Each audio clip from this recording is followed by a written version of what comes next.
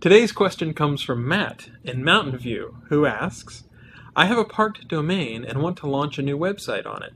Are there any pitfalls I should avoid? Should I keep my domain parked or put some sort of stub page there?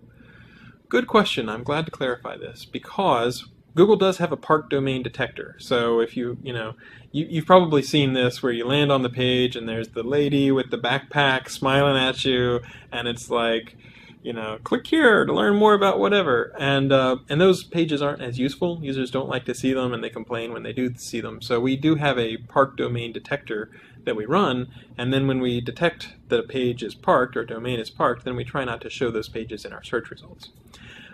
So the fact is, if you leave your domain parked right up until you launch, it might take a little while for us to recrawl that page and reprocess it, and for the parked domain detector to really believe that it's no longer parked.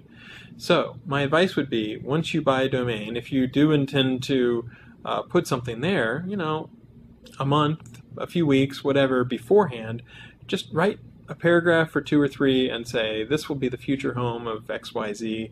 We're going to be the world's #1 source of red widgets or blue widgets or green widgets or whatever it is that you're planning to do. And even if it's mysterious, just make sure that you write a paragraph or text of 2. It's not just like an empty page or like a complete empty web template, because we do try to detect that sort of behavior. But basically, differentiate yourself so it's not a parked page. And then that way, when you do put on the full live page, the full live site, we don't have to learn that your page is not parked. We can just instantly reindex and see that you've got the content. So it ideally makes sense. It's relatively straightforward, but it's just a little tip, because otherwise, if you're parked right up until you launch, it's almost like doing a U-turn. It takes us just a little while to recalibrate and figure out that the page is not parked anymore. So that small little bit of effort often will help in trying to make sure that the launch goes smoothly or that we're able to find the content relatively quickly.